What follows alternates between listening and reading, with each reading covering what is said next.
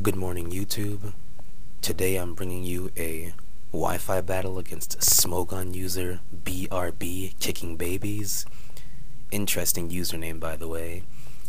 But I'm using my intimidation team again. Thanks once again to my pals for convincing me to take pride in, the very first team that I actually naturally created. I didn't, get this idea from anybody. I've always liked the ability to intimidate, so I was like, well, let's make an intimidation team that has as much coverage as possible. But the only threats that I really see on his team are the Landorus, if it's scarfed. A scarf Landorus will basically outspeed everything on my team because my fastest scarf user is the Staraptor, but Landorus is faster. And Staraptor of his own, we have plenty of intimidators, and I was thinking his Landorus might be a special attacker. That was also another issue at hand, and Metagross fails to be intimidated, so Metagross could be an issue if it's running agility. I'm not quite sure what set it's running. Could be choice band, seems pretty good.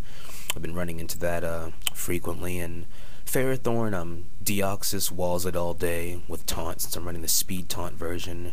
Breloom, we can intimidate it. Deoxys has taunt for it. And his Tentacruel is probably a rapid spinner, so Deoxys can taunt, forcing it to rapid spin. Then I can send in something like, Landorus or Staraptor to get the jump on it. So, I'm feeling pretty good about battling this team because he's mainly running physical attackers who my Intimidate U-turn combo will really appreciate. So, I wasn't quite sure who to begin with, as you know, so I just began with Lavo Spawn since it's a mixed tank that can really take anything, and he begins with his Mario, Landorus, so he's going to go for the U-turn, which I figured he would do, and by the damage that does, I know that it's Scarf, since Bandit would have taken me to about half, so I'm just going to go for the taunt, predicting him to U-turn into Ferrothorn. And now he can't get up his entry hazard, so I'm just going to go straight for the Stealth Rocks, get up early hazards. His Power Whip misses, which didn't really matter since I would have just recovered the damage off anyway. But now he makes a switch, and I'm going to take that opportunity to recover since Lavo Spawn's, goal is to stay alive as long as possible and get up as many hazards. So here I'm going to taunt just in case he wants to go for Agility or Stealth Rock, But by the damage this Meteor Mash does, neutral damage, almost doing 200, I know that he is the choice band that I was considering, so choice band Metagross really does put in work, and he's going to go for another Meteor Mash, which does about another 200 points of damage, and he doesn't want to keep getting hurt by Rocky Helmet damage, so he's going to go ahead and switch out into his Breloom, but I'm going to go ahead and recover. And here he was thinking that I wasn't the speed version of Deoxys, so he thinks that he can outspeed me with a Spore, but no sir, you get taunted. This Deoxys just shuts everything down. He doesn't believe in having fun, so here he's going to send his Mario back in while I go for my first layer of spikes, knowing that he's most likely going to switch out. So here he goes for the Earthquake. I pretty much just want to scout to see what he's going to do, so I go for the Recover. And that does about 130 damage, pretty good amount of damage, so I'm going to call Lavo Spawn back and send in Reach for Star, the Staraptor, to get off and Intimidate.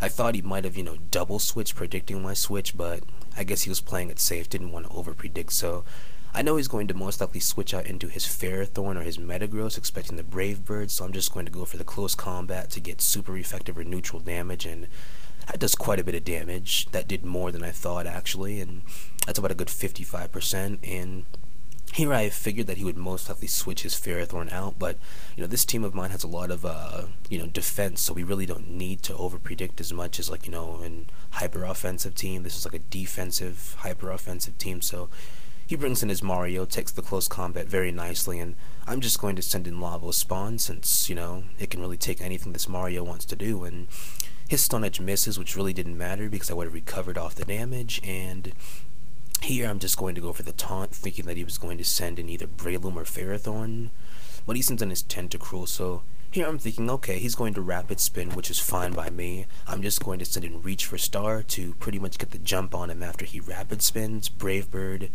maybe a one-hit KO, I'm not really sure, we're actually just going to find out here. But he withdraws his Riot, so I'm thinking, does he have a Rapid Spin or not? But here I just Brave Bird anything that's going to come in because with the HP that the Metagross is at, Brave Bird will be a 2-hit KO.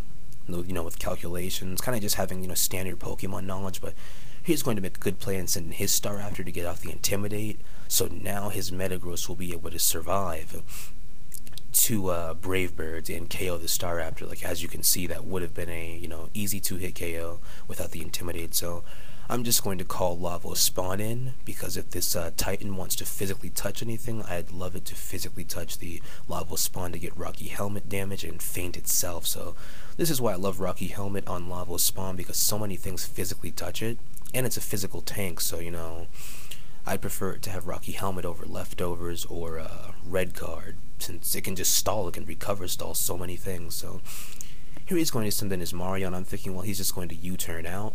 But he goes for the Hidden Power, so I'm thinking, well, this is great. Now that I know he's a Scarfed Hidden Power Ice user, I thought he might have had Explosion or something, but Fluttershy can easily come in because I know that he's Choice Locked.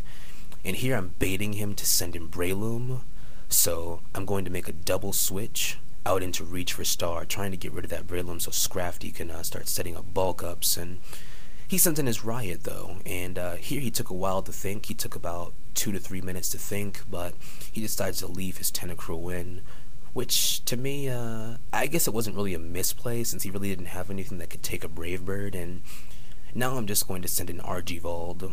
I think it's a perfect time to send in Archibald, and here I'm just going to get off the Intimidate, and here he's going to withdraw into his Breloom. He makes a really good prediction, knowing that I'm most likely going to send in Scrafty to resist the Stone Edge, Hidden Power Ice, whatever he wants to do. So really good play on his part for predicting that. And here he's going to go for the Swords Dance, and I'm thinking Poison Heal, Swords Dance. Okay, so he must have Drain Punch. I'm just going to go for the Ice Punch, expecting to get Spored, but Ice Punch does about 45% damage, which is pretty good.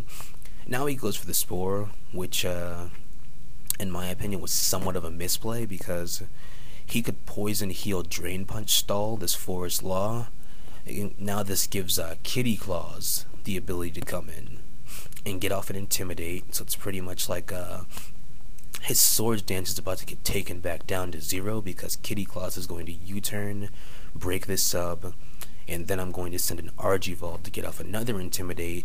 And since he most likely has Drain Punch and Seed Bomb, he's not going to be doing anything, but he goes for the Substitute, which was a good play on his part. And here I was thinking of going for the Dragon Dance, but then in the back of my mind I was thinking, well, what if he has Stone Edge?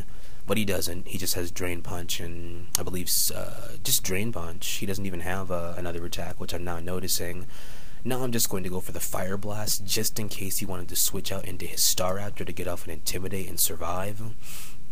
So he's going to send in Mario, and since I know that his Mario's Scarfed, I can easily withdraw it and just send in Forest Law.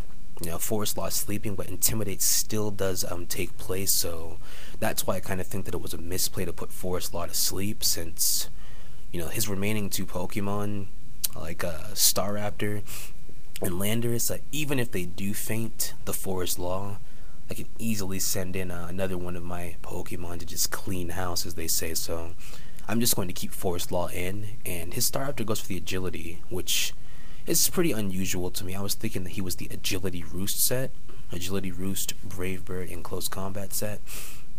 Now here he's just going to go for the Close Combat and easily destroy Forest Law, which is it got a critical hit, which I don't think mattered. Or it might have. I don't think so, though, since I'm not running any defense. Here I'm just going to send an Archibald now. And the reason why I switched Archibald out into Kitty Claws is because I was thinking that he had Roost.